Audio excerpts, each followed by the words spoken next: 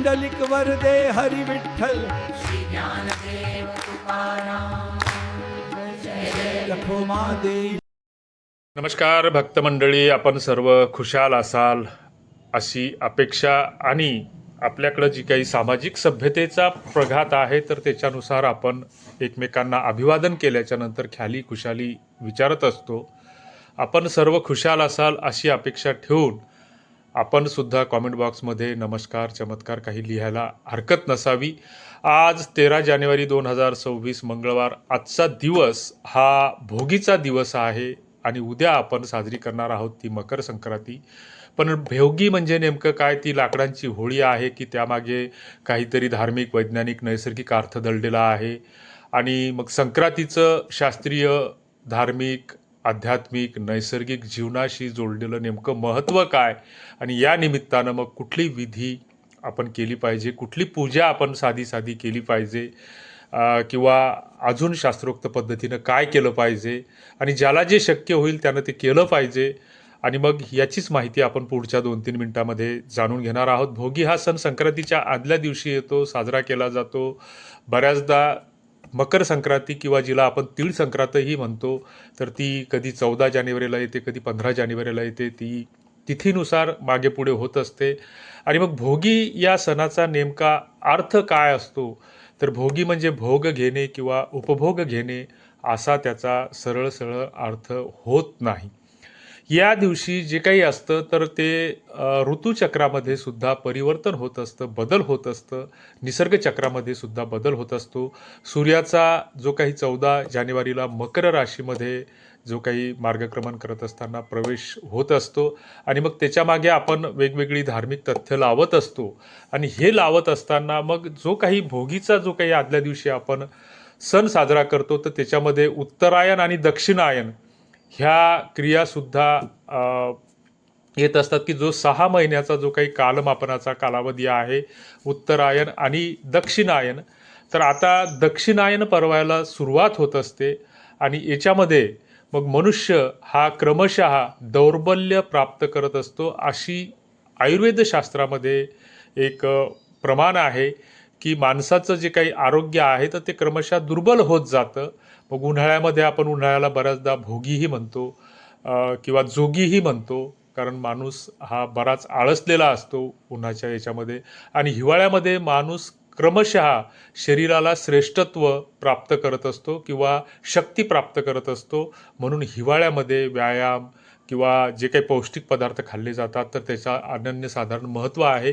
आणि मग आजच्या दिवशी या भोगीच्या दिवशी आपल्या घरातील जे काही जुनं आहे न वापरण्याजोगं आहे, मग लाकूड असेल, शेणाच्या गोऱ्या असतील, तर त्या एकत्र करून एक प्रतिकात्मक छोटीशी भोगीची आग पेटवली जाते की जुनं जे असतं ते सोडून द्यायचं असतं आणि नवीन संकल्पना आपण स्वीकारायच्या असतात, परिवर्तन स्वीकारायचं असतं, बदल स्वीकारायचा असतो. हा एक त्याच्या मागचा एक नैसर्गिक संकल्प आहे. याच्यामागे दुसरी एक मनोभूमिका जी आहे तर अहंकार, आळस, नकारात्मकता, वाईट सवय जाळण्याची एक प्रतिकात्मक प्रक्रिया ती आहे. आता भोगीचा जो काही धार्मिक अर्थ आहे तर धर्मशास्त्रानुसार अग्नी हा शुद्धीकरणाचा देव मानला जातो.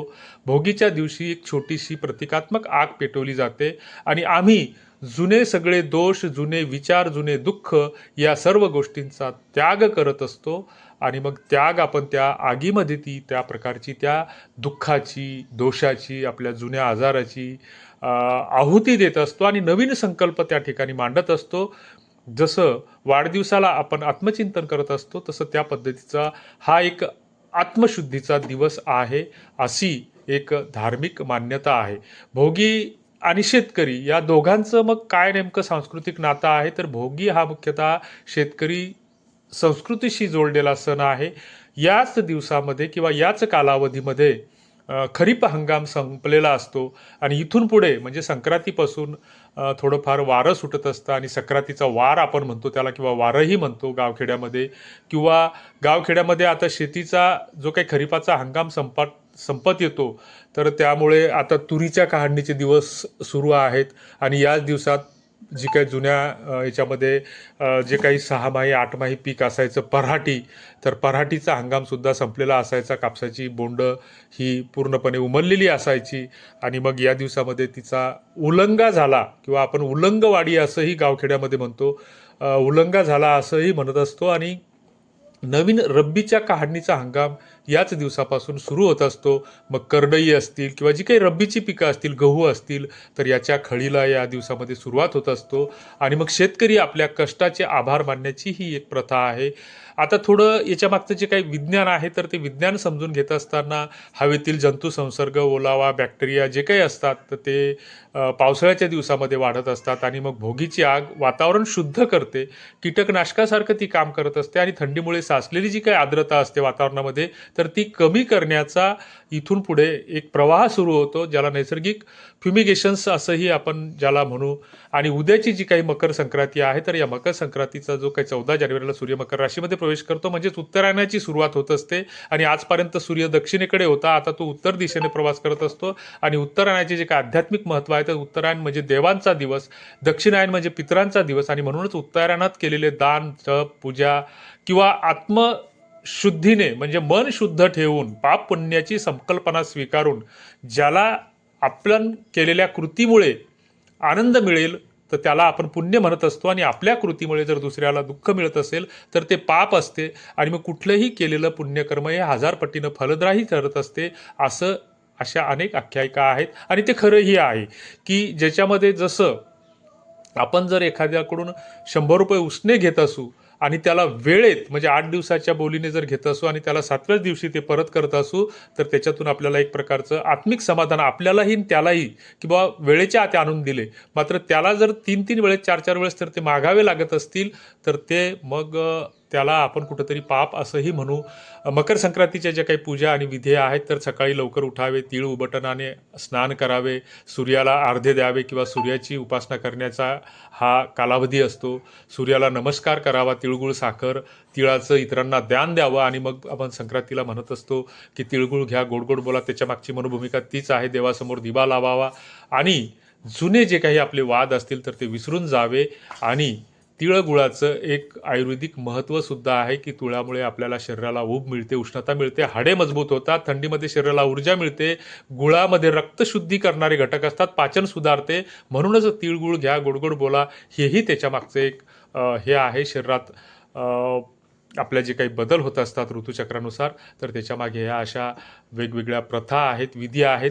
त्या चुकीच्या नाहीत. मात्र आपण काय केलं की काळाच्या ओघामध्ये हे बदल घडवत गेलो की आपण परंपरा, संस्कृती सांगत गेलो, धार्मिक विधी सांगत गेलो, त्याच्यामध्ये नवीन नवीन परंपरा आणत गेलो, नवीन नवीन पायंडे निर्माण करत गेलो. मग ते चुकीचे आहेत, बरोबर आहेत याची आपण चिकित्सा केली नाही.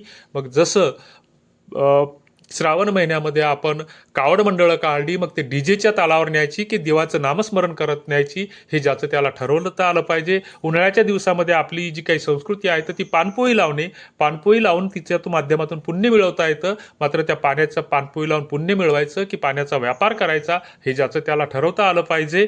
तुम्हाला याबद्दल काय वाटतं ते कॉमेंट बॉक्समध्ये नक्की लिहा. धन्यवाद.